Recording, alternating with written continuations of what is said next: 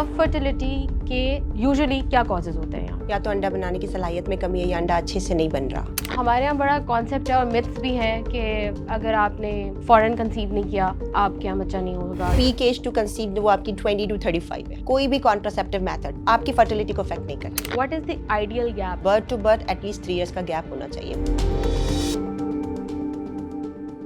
2 साल हो गए अभी तक खुशखबरी नहीं मिली। क्या औलाद की खुशी मेरे नसीब में है ही नहीं? ऐसी बातें हम सुनते भी हैं और अपने आप से करते भी हैं। हम समझते हैं कि माँ बनना एक औरत के लिए डेफिनेट है। नहीं, ऐसा नहीं है। हम में से कुछ ऐसे भी हैं जो इस प्रोसेस के लिए स्ट्रगल कर रहे हैं और कहीं कहीं होपलेस भी होते जा रहे हैं। तो आज मेरे पास मौजूद हैं डॉक्टर इरम, जिनसे हम बात करेंगे इनफर्टिलिटी और उसकी ट्रीटमेंट्स पे। अस्सलाम वालेकुम। वालेकुम अस्सलाम। डॉक्टर, मुझे बताइएगा कि इनफर्टिलिटी और उसकी ट्रीटमेंट्स के बारे में हम क्या कर सकते हैं? पहले तो मैं थोड़ा आपको इसी लेवल पे रोकूंगी फरियाल कि अब हम इनफर्टिलिटी को इनफर्टिलिटी नहीं कहते हैं, हम सब फर्टिलिटी कहते हैं। देखिए, कोई भी कपल कम्प्लीटली इनफर्टाइल नहीं होता। किसी को ये कह देना कि उसमें सलाहियत ही नहीं है बिल्कुल तौर पे, तो अब ये टर्म ऑब्सोलीट हो गई है। इसकी जगह हम यूज़ करते हैं सब फर्टिलिटी, क्योंकि हमारी जदीद टेक्नोलॉजी ने बहुत तरक्की कर ली है कि कहीं ना कहीं से कोई ना कोई तरीके से हम औलाद की खुशी नसीब करने में कुछ हद तक कामयाब सही है कि एक टर्म ही आपको होपलेसनेस की तरफ ले जाती है। बिल्कुल।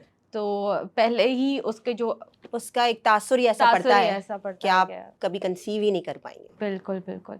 अच्छा, तो सब फर्टिलिटी के यूजुअली क्या कॉजेज होते हैं यहाँ पे? देखो, सब फर्टिलिटी के बहुत सारे हैं, लेकिन जो कॉमन कॉजेज है उसमें यह है कि या तो आपकी मवारी जब ऑल्टर हो जाती है, तो यानी आपकी अंडेदानी प्रॉपर तरीके से काम नहीं कर रही, या तो अंडा बनाने की सलाहियत में कमी है या अंडा अच्छे से नहीं बन रहा, या फिर आपके अंदर जो आपका रास्ता होता है कोई ना कोई ऐसी वजह हो जाती है जिसकी वजह से आपकी ट्यूब्स यानी जो पैसेज होता है उसमें कहीं ना कहीं कोई इन्फेक्शन हो या वो ब्लॉक हो जाए, तो रास्ते में कोई रुकावट आ जाए, या फिर बच्चेदानी की दीवार में कोई ख़राबी हो कि आपका अंडा तो बन गया, बच्चा तो बन गया, लेकिन वो इम्प्लांट नहीं करता, वो बार बार अबॉर्ट हो जाता है, या फिर शौहर के अंदर कोई ऐसा नुक्स हो जिसके बच्चा बनाने की जरासीम की कमी हो जाए या कोई और मसला हो जाए। और 30% कपल्स के अंदर कोई भी रीज़न नहीं होता, लेकिन स्टिल वो कंसीव नहीं कर पाते। बात है। अच्छा, आपने जो अभी एक्सप्लेनेशन दी है, इन सब की टर्मिनोलॉजीज क्या क्या हैं जो यूजुअली लाइक मेडिकल टर्म्स में हम हम कहते हैं anovulation, tubal pathologies, endometriosis, problem with semen analysis and unexplained fertility. और यूजुअली पीसीओज आपके उस एनोव्यूलेटरी डिसफंक्शंस में आ जाता है, क्योंकि there are variety of reasons for anovulation ना। उसमें चाहे आपके प्रोलैक्टिन का लेवल बढ़ा हुआ हो, पीसीओज हो, या कोई और रीजन हो जिसकी वजह से ओव्यूलेशन नहीं हो रही है। हमारे यहाँ बड़ा कॉन्सेप्ट है और मिथ्स भी हैं कि अगर आपने फॉरेन कंसीव नहीं किया तो आपके यहाँ बच्चा नहीं होगा या प्रॉब्लम्स हो जाएंगे या कॉम्प्लिकेशन हो जाएंगे, तो इसका कोई फैक्टर होता है? देखिए, मिथ तो बहुत सारी है। मतलब जैसे आपने शुरुआत की तो मतलब यही है कि माँ बनना ही आपको मुकम्मल करता है, आप उसके बगैर तो आप औरत ही नहीं है अगर आप माँ ना बने। तो इस तरह नहीं होता, आपकी अपनी भी एक पहचान है। सही वक्फा एक लिमिट तक ये होता है कि हम कहते हैं कि आपकी जो रिप्रोडक्टिव एज ग्रुप है उसमें आपका फर्टाइल मतलब आपके फर्टिलिटी का स्टेटस सबसे ज़्यादा अच्छा होता है। आइडियली एक कपल को, एक हेल्दी कपल को with in that period conceive करना चाहिए, ठीक है। और हम खुद अलाउ भी करते हैं कपल्स को, अगर उनमें कोई मतलब डिले हो रहा होता है कंसेप्शन के लिए, कि आप एटलीस्ट 2 to 3 years ट्राई करें स्पॉन्टेनियस कंसेप्शन के लिए, ठीक है। इसमें आप कोई ट्रीटमेंट्स रेकमेंड नहीं करते? तो बेसिकली यूजुअली ट्रीटमेंट्स में सप्लीमेंट्स दे देते हैं, फॉलिक एसिड दे देते हैं, ठीक है, डाइट इंप्रूव करते हैं, लाइफस्टाइल मॉडिफिकेशन करवा देते हैं, लेकिन एटलीस्ट एक हेल्दी कपल को रेगुलर प्रैक्टिसेस के साथ 2 से 3 साल ट्राई करना चाहिए फॉर नेचुरल कंसेप्शन। सही है। तो एज क्या फैक्टर होती है ख़वातीन की? हाँ बिल्कुल। देखिए, माँ की उम्र का फर्टिलिटी पे बहुत बहुत इम्पैक्ट होता है। सही, एक 30s लेट 30s के बाद जो है ना सिर्फ कंसेप्शन का रेट कम हो जाता है, बल्कि आपके कंसीव्ड फीटस पे रिस्क बढ़ जाते हैं, अनोमलीज के रिस्क बढ़ जाते हैं, खासतौर पे डाउन सिंड्रोम का रिस्क बढ़ जाता है। तो ख़वातीन में जैसे लोग कहते भी हैं कि आफ्टर 30 प्रॉब्लम्स होते हैं, कि कोई प्राइम एज है जिसमें जो हमारे लिए बेस्ट हो to conceive? Ideal peak age to conceive वो आपकी 20 to 35 है।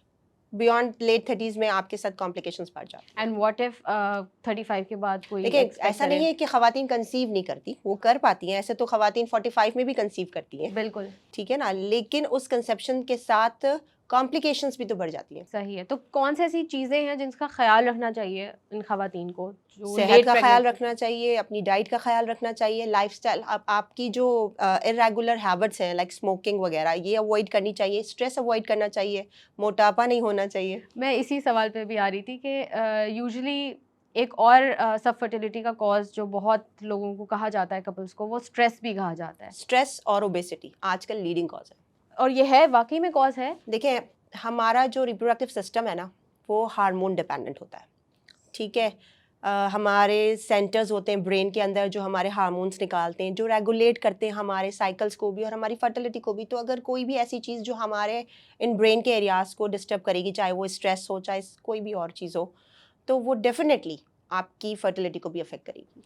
तो आपके कहने का मतलब अगर कोई भी आपके एक्सटर्नल फैक्टर यस डेफिनेट जो अगर आपके आप हार्मोन्स को अफेक्ट कर रहा है, तो वो आपके साइकिल्स को इरेगुलर करेगा, आपके साइकिल्स इरेगुलर होंगे तो आपकी फंक्शंस इरेगुलर होंगे, तो आप कैसे कंसीव करेंगी। तो एक और मिथ है हमारे अराउंड के, अगर आप कोई कॉन्ट्रासेप्टिव यूज़ कर रहे हैं तो आपकी जो है वो बच्चा पैदा करने की सलाहियत अफेक्ट हो जाएगी या कुछ गड़बड़ हो जाएगी आगे।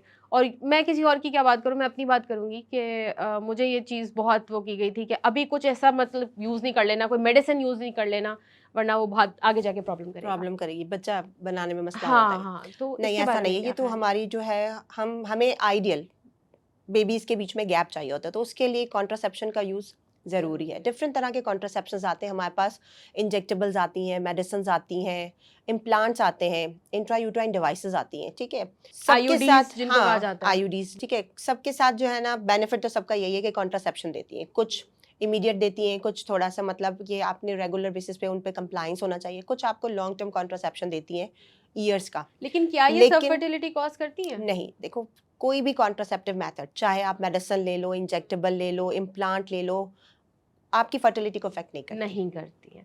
और बीच में आपने एक और बात की, थोड़ा गैप बहुत की। कभी कभार डिले कर सकती है, लेकिन सही, खत्म नहीं लेकिन करती। ख़त्म नहीं कर सकती।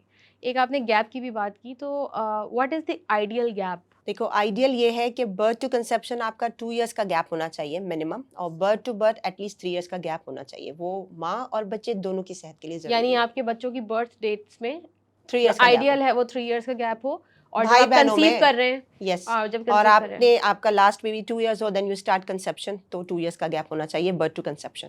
अच्छा, एक और सिनेरियो होता है जिसमें पहले तो आपने बड़े आसानी से कंसीव कर लिया और आपका एक बेबी हो जाता है, लेकिन बहुत सारे लोगों को दूसरा बेबी कंसीव करने में देखो प्रॉब्लम्स इसे आती हम हैं। मेडिकल टर्मिनोलॉजी में कहते हैं प्राइमरी सब फर्टिलिटी एंड सेकेंडरी सब फर्टिलिटी। प्राइमरी लाइक आपने कभी कंसीव नहीं किया अपनी शादी के बाद, और सेकेंडरी आपका एक बेबी है या एक मिसकैरेज है, ठीक है, और उस या एक टॉपिक है व्हाटएवर, ये उसके बाद आपका कंसीव नहीं हो रहा।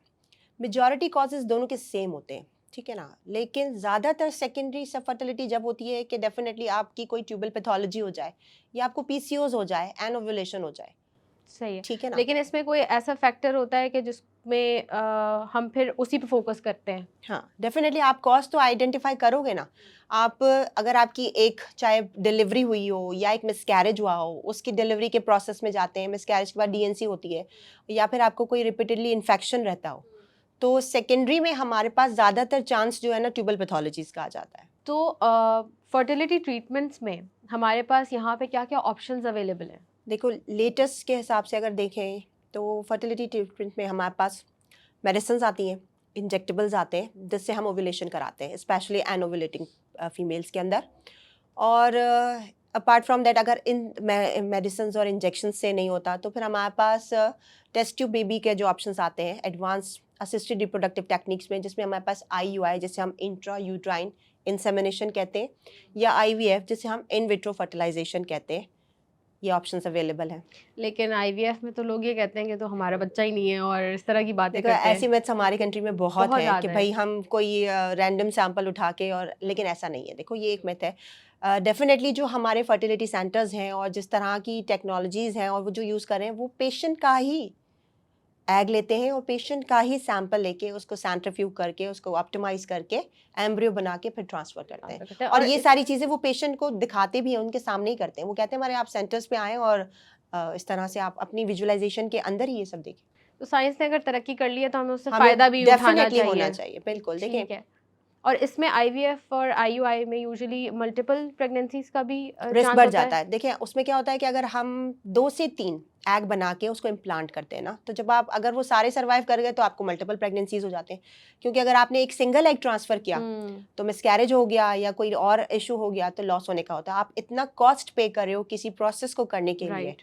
जिसका सक्सेस रेट अराउंड 20-40% है, तो उसके सक्सेस रेट को ऑप्टिमाइज करने के लिए एटलीस्ट 2-3 एम्ब्रियोज इम्प्लांट किए जाते हैं। तो मेडिसिन और इंजेक्टेबल्स की जो अभी आपने बात की वो यूजुअली आपने एनोवुलेशन की यानी पीसीओएस में देखें, ऐसी अगर फर्टिलिटी, मतलब ऐसी खवातीन जिनको सब फर्टिलिटी जो है वो अंडा प्रॉपर ना बनने की वजह से हो रहा है, जैसे हम अपनी ज़बान में एनोवुलेशन कहते हैं, फिर चाहे वो किसी हार्मोनल इम्बैलेंस की वजह से हो, वो पॉलीसिस्टिक ओवरी सिंड्रोम की वजह से हो, या कोई भी ऐसा रीज़न जिससे उसके अंडे न बन रहे हो, तो हमारे पास दवाइयाँ हैं, इंजेक्टेबल है, जिससे हम क्या करते हैं, उनके टाइमिंग के हिसाब से अंडे को बनाते हैं एक टाइम तक, और फिर उस अंडे को रप्चर करते हैं और फिर टाइमली मेट करवाते हैं। ठीक है, जिसे हम कहते हैं ओव्यूलेशन इंडक्शन टेक्निक ठीक है विद मेडिसिन्स एंड इंजेक्टेबल्स। तो ये जितनी भी ट्रीटमेंट्स आपने तकरीबन कोर मेरे ख्याल से 4 ही ट्रीटमेंट्स हैं हमारे पास मेजॉरिटी, तो इनको स्टार्ट करने से पहले देखो, कोई भी कैसे आइडेंटिफाई करें कि हम किस ट्रीटमेंट को ऑप्ट करना है हमें? फरियाल बात ये है कि जब भी आप किसी डॉक्टर के पास जाते हो ना, चाहे वो सब फर्टिलिटी हो या कोई भी इशू हो,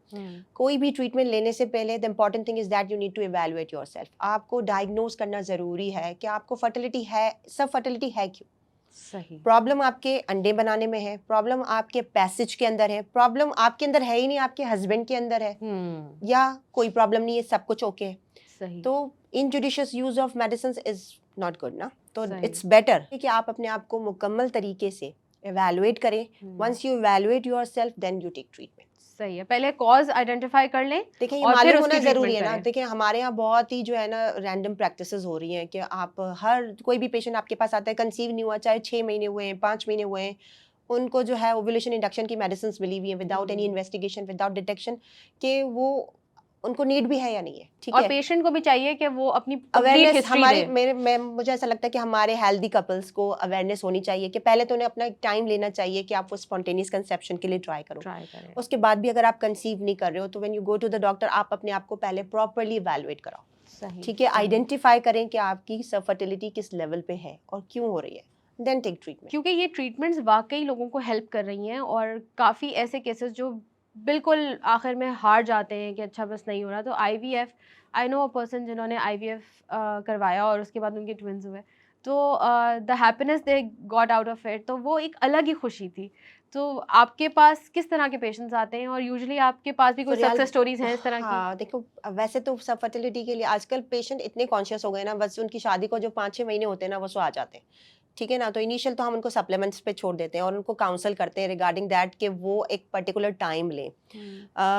एक मेरी पेशेंट बहुत मुझे अच्छे से याद है, मतलब वो बिल्कुल होपलेस हो गई थी, अराउंड 8-9 ईयर्स हो गए थे उसकी शादी को, और उसने अपनी जो है ना ब्रदर इन लॉ से जो है वो एक बेबी भी अडॉप्ट कर लिया था। उसने मल्टीपल टाइम्स ओव्यूलेशन इंडक्शन की ट्रीटमेंट भी ली थी, लेकिन बेसिकली उसको बहुत ज़्यादा इन्फेक्शन रहता था। उसकी ट्यूब्स पेटेंट थी, लेकिन जस्ट टू वो उसकी यूट्रस की लाइनिंग में बहुत इन्फेक्शन था, तो आई जस्ट गिव देम, उनको एंटीबायोटिक का कोर्स दिया, and suddenly they she conceived after 9 years of the marriage.